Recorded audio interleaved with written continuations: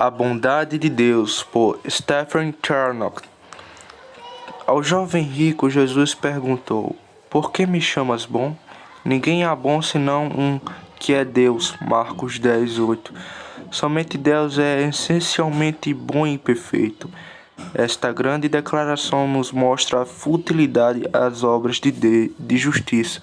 Ninguém é naturalmente bom. O que poderíamos fazer para impressionar a Deus? Aqueles que tentam fazer isso gostariam que Deus estivesse em débitos com ele. Os homens estão sempre prontos para transformar a fé em obras meritórias, negando assim a declaração feita por Cristo. Até a nossa fé não tem origem em nós mesmos, mas é um dom de Deus. Ele é a fonte de tudo o que é bom.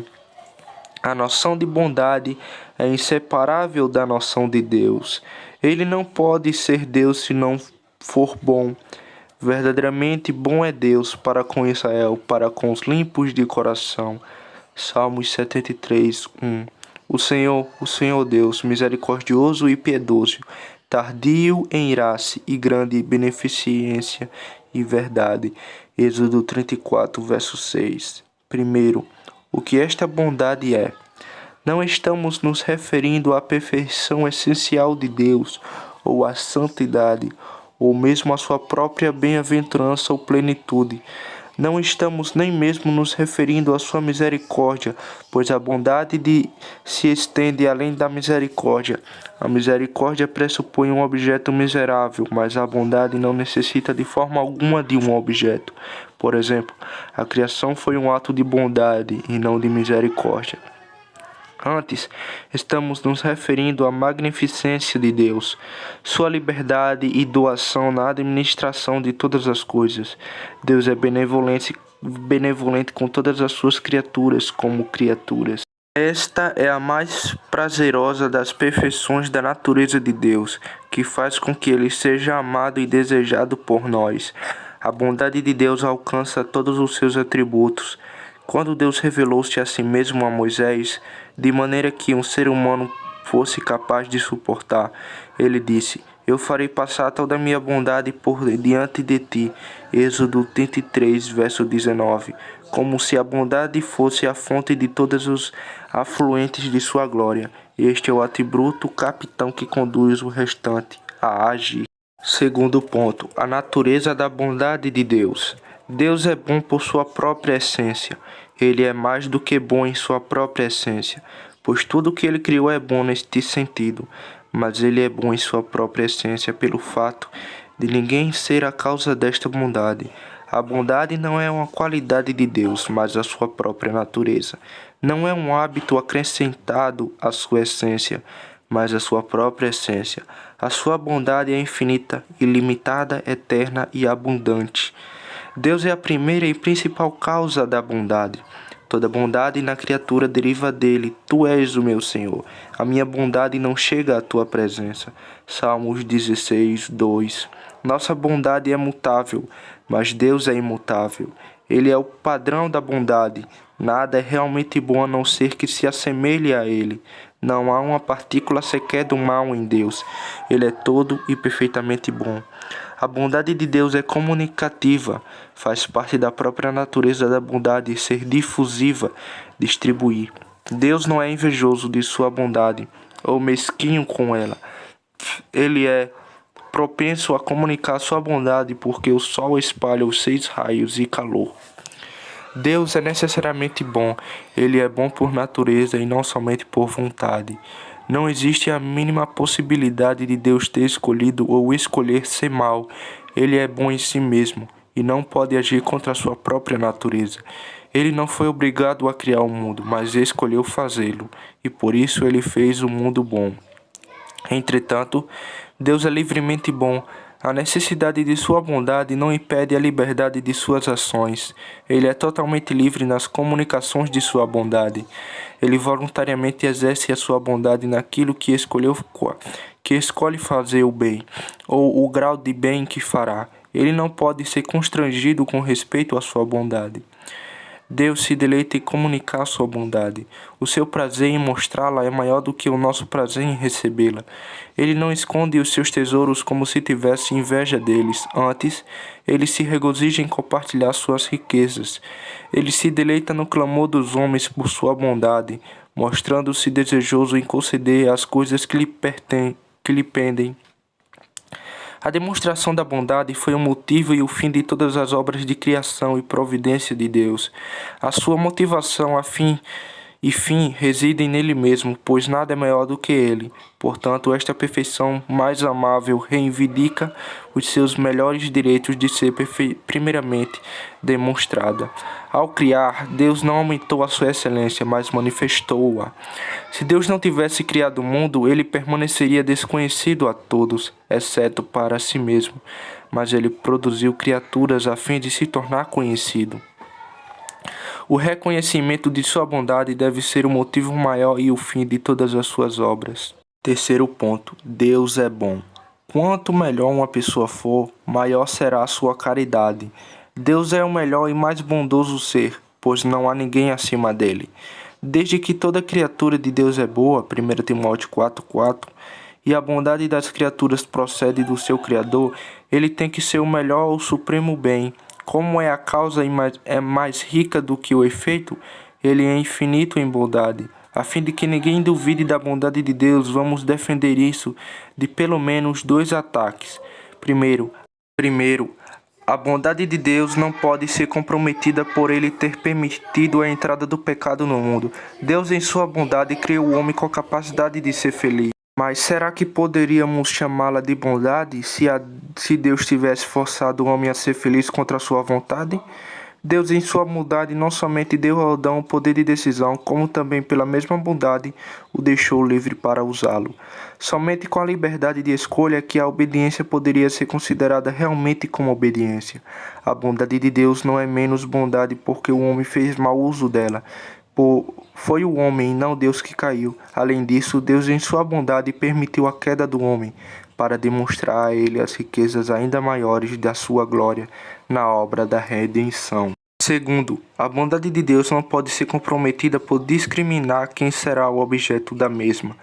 Deus não distribuiu a sua bondade da mesma maneira uniforme, pois alguns receberam mais do que outros. Ele não fez todas as coisas igualmente boas, ainda que não tenha feito nada mal. Ele é bom para com todos, mas não na mesma medida ou grau. A bondade de Deus para com suas criaturas é medida pela utilidade distinta do seu fim comum. Por exemplo, a faculdade da mente é melhor do que a faculdade do discurso, mas o discurso é bom no que diz respeito a comunicar o que está na mente. A desigualdade da bondade de Deus mostra mais a sua bondade do que a igualdade o faria. Por exemplo, ele cria certos elos na sociedade humana, fazendo com que o pobre e o rico necessitem um do outro. Ela suscita motivos tanto para o louvor quanto para a petição a Deus. Nem todas as criaturas têm a mesma capacidade e bondade em suas naturezas. O homem tem uma capacidade maior do que, digamos, os pássaros, mas isso não implica uma falha na bondade de Deus.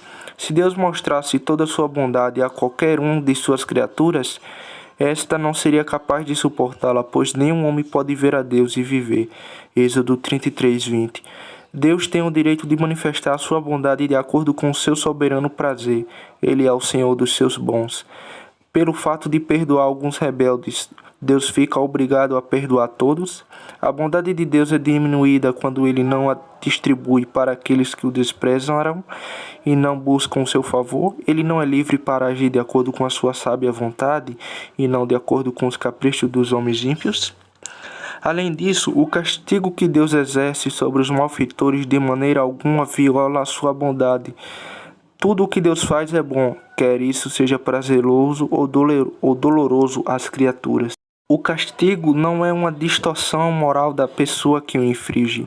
Não punir o perverso seria um mal e não um bem. A justiça de Deus faz parte de sua bondade. Bondade sem justiça seria indulgência impotente e encorajaria a rebelião e a confusão. Deus seria considerado bom se tratasse o mal e a justiça da mesma maneira?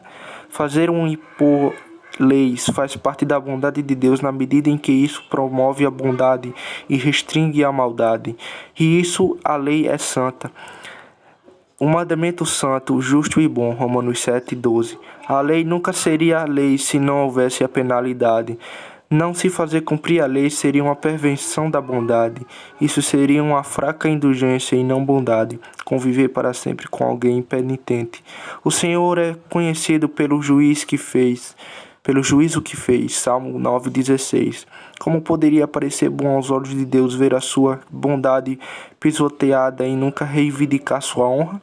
Se o homem fizer da bondade de Deus uma licença para pecar, então ele transformará sua bondade em justiça. Entretanto, o castigo não é a sua primeira intenção ao nos entregar a sua lei. De outra maneira, ele não impediria determinados pecados. O seu castigo é chamado de a sua estranha obra, o seu estranho ato. Isaías 28, verso 21. O propósito primário da lei é o de encorajar a bondade no homem. A bondade divina levanta primeiramente a sua ira sobre o pecador, e não sobre o pecador. O pecador é castigado porque o seu pecado está apegado a ele. Mas Deus, em sua bondade, chama por diversas vezes a atenção do pecador, dando-lhe oportunidade para arrepender-se. Quando o castigo falha, ele ainda assim serve o bom propósito de alertar os seus observadores e também as futuras gerações. Por exemplo, Cristo disse à sua audiência: lembrai-vos da mulher de Ló, Lucas 17:32. O julgamento está muitas vezes misturado com a misericórdia para com os justos. Por exemplo, as águas do dilúvio que destruíram o mundo foram as mesmas que sustentaram a arca, salvando Noé e sua família. Alguns dizem que o castigo eterno de Deus é contrário à sua bondade. Como Deus poderia ser bom se o não punisse os homens ímpios que insistem em continuar com suas naturezas ruins? Será que Deus teria que perverter a sua justiça a fim de ser bondoso com seus inimigos? O homem é melhor e mais bondoso do que Deus? Finalmente, quando Deus aflige os seus santos, não está violando a sua bondade. As aflições do justo são para o seu bem, para o seu crescimento na graça. Podemos acusar a Deus de maldade quando as aflições que ele envia para a sua igreja servem para remover as impurezas, curar os seus descuidos, aumentar os seus membros, fortalecer na graça e provar o seu amor para com o seu Salvador? As epístolas de Paulo escritas na prisão aparentemente possuem uma força maior do que aquelas que foram escritas em liberdade. Não seria uma falta de bondade, ou melhor, uma crueldade da parte de um pai deixar o seu filho sem disciplina alguma? É um ato de grande bondade em que nos torna mais útil aqui, ao invés de envergonhar-nos no futuro. Quarto ponto: a manifestação da bondade de Deus. Primeiro, vemos a bondade de Deus manifestada na criação. De acordo com o primeiro capítulo de Gênesis, a bondade de Deus era uma característica proeminente na criação, sendo até mais destacada do que o seu poder. A criação é descrita como sendo bom pelo menos 7 vezes, refletindo assim o caráter do Criador. Se Deus não fosse bom, a criação também não poderia ser. Mais do que qualquer outro atributo, a bondade é sua marca registrada sobre todas as coisas. A criação foi o seu primeiro ato de bondade fora de si mesmo. Toda criatura possui alguma bondade em si, pela virtude de ter sido criada por um Deus que é bom. O Senhor é um bom para todos, e as suas misericórdias são sobre todas as suas obras. Salmos 145, verso 9. Que grande demonstração de bondade é dar vida a uma mosca, mas vamos nos concentrar na bondade do homem em particular. O nosso corpo, com toda a sua variedade de membros e beleza de proporções, testifica da bondade de Deus. É um vaso de barro que abriga a 9 faculdades da alma, destentosa da excelente faculdade do conhecimento, discernindo entre o bem e o mal. Deus criou o homem à sua própria semelhança e santidade. Se este não tivesse caído em pecado, o homem seria eternamente feliz, assim como os anjos. Deus, em sua bondade, fez com que o homem fosse uma espécie de ligação entre o mundo superior e o mundo inferior, entre o céu e a terra. Deus demonstrou livremente toda essa bondade para o homem, pois ele não necessitava de nós para nada.